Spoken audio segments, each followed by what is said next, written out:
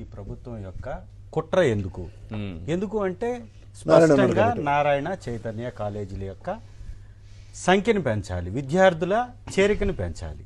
గతంలో వైఎస్ఆర్ కాంగ్రెస్ పార్టీ మా ప్రభుత్వంలో దాదాపుగా 6 లక్షల మంది విద్యార్థులు అధికంగా గవర్నమెంట్ స్కూల్స్ లో చేరడం జరిగింది గతంతో పోలిస్తే. ఇవాళ 54 లక్షల మంది విద్యార్థులు ప్రభుత్వ స్కూల్స్ లో చదువుతూ ఉంటే ఉజ్జాయింపుగా వారి భవిష్యత్తుని కాలరాసేటటువంటి ప్రయత్నం చేయడానికి ఈ ప్రభుత్వానికి ఉన్నటువంటి కారణం ఏంటి అంటే స్పష్టంగా నారాయణ చైతన్య తప్ప ఇంకోటి లేనే లేదు. దీనికి ఒక ఆర్గనైజ్డ్ క్రైమ్ ఏ విధంగా చేస్తారో గతంలో మా మాజీ ముఖ్యమంత్రి గారు, మా అధ్యక్షులు వారు చెప్పారు, జగన్మోహన్ రెడ్డి గారు. ఒక తప్పుని చెయ్యడానికి ముందుగా కొంతమంది వ్యక్తుల్ని ఈయన సమాజం మీద రుద్దేటటువంటి ప్రయత్నం చేస్తాడు. వాటిలో భాగంగానే వీళ్ళ కులపిచ్చి పట్టినటువంటి కొంతమంది సో కాల్డ్ ఇంటెలెక్చువల్స్ అని చెప్పుకునేటటువంటి వ్యక్తులు, వాళ్ళల్లో ఎంతో కొంత క్రెడిబిలిటీ ఉన్నది అని అనుకుంటున్నటువంటి జయప్రకాష్ నారాయణ గారు కూడా ఈ గళాన్ని ఎత్తుకున్నారు మొన్న. వారు కూడా ఏమంటారంటే ఈ ప్రభుత్వ స్కూల్స్ మీద ఖర్చు పెట్టడం వలన ధనం వృధా అవుతుంది తప్ప నైపుణ్యం పెరగట్లేదంట. మరి ఎక్కడ పెట్టాలి సార్? ఆయన ఎక్కడ చదువుకున్నాడు సార్? ఎవరి డబ్బుతో చదువుకున్నావు సార్? నువ్వు ఐఏఎస్ అయ్యావు అంటే ఈ ప్రభుత్వ సొమ్ముతోటి నువ్వు ఐఏఎస్ అయ్యి ఇవాళ పేద బడుగు బలహీన వర్గాల బిడ్డల్ని కించపరుస్తున్నావు. నైపుణ్యం ఎలా పెరుగుతుంది సార్? 54 లక్షల మంది అక్కడ చేరుతున్నారంటే వాళ్ళ ఆర్థిక పరిస్థితి ఏమై ఉంటే చేరారు, ఎలాంటి పరిస్థితి ఉంటే చేరారు.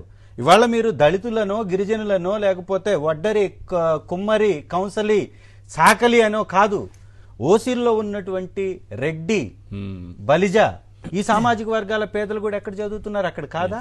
అంటే ఈ పేదవాళ్ళని అనగదొక్కేటటువంటి కుట్రలో భాగంగా ఇది జరుగుతూ ఉంది. ఎందుకంటే ఈ ఉన్నటువంటి వనరులను కానీ ఉన్నటువంటి ఉద్యోగాలను కానీ ఈ పై స్థాయిలో వ్యక్తులు కొట్టేయాలంటే ఈ కింద నుంచి నైపుణ్యం ఎదగకుండా చేయాలి. నైపుణ్యం రాకుండా ఉండాలంటే విద్యా వ్యవస్థను సర్వనాశనం చేయాలి.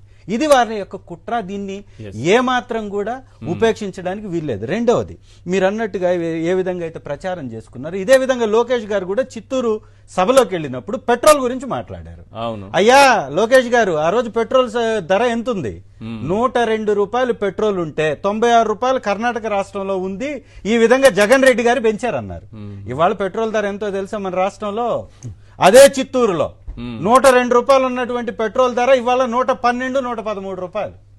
ఈ దేశంలోనే హైయెస్ట్ పెట్రోల్ ధర కలిగినటువంటి ప్రాంతం చిత్తూరు జిల్లా, మీ నాన్నగారు ప్రాతినిధ్యం వహించేటటువంటి జిల్లా. సిగ్గు సిగ్గు సిగ్గు అనేటటువంటి పదానికి అర్థం తెలిస్తే ఒక్కసారి రాష్ట్రాన్ని చూసుకోవాలి. ఈ రోజు దేశంలో పెట్రోల్ సరాసరి 103 రూపాయలు సార్. అత్యంత తక్కువ అండమాన్ నికోబార్ ఐలాండ్స్ లో, అత్యంత ఎక్కువ ఏపీ రాష్ట్రంలో. ఏమి కర్మ? మిమ్మల్ని తీసుకొచ్చుకొని ప్రజలు నెత్తిన పెట్టుకున్నందుకు మీరు వారికి ఇచ్చేటటువంటి బహుమతి ఇది. ఈ రాష్ట్రాన్ని సర్వనాశనం చేసి రోజు రోజుకి సంపదను పెంచుకోవటమే చంద్రబాబు నాయుడు గారి కుటుంబానికి, పవన్ కళ్యాణ్ గారి కుటుంబానికి ఉన్నటువంటి లక్ష్యంగా కనపడుతుంది తప్ప, చంద్రబాబు నాయుడు గారు ఇవాళ అత్యంత ధనవంతుడిగా అయితే మరి ఆ రోజు జగన్మోహన్ రెడ్డి గారి మీద వేసినటువంటి ట్వీట్లు పవన్ కళ్యాణ్ గారు ఇవాళ ఎందుకు వేయలేకపోతున్నాడు సార్?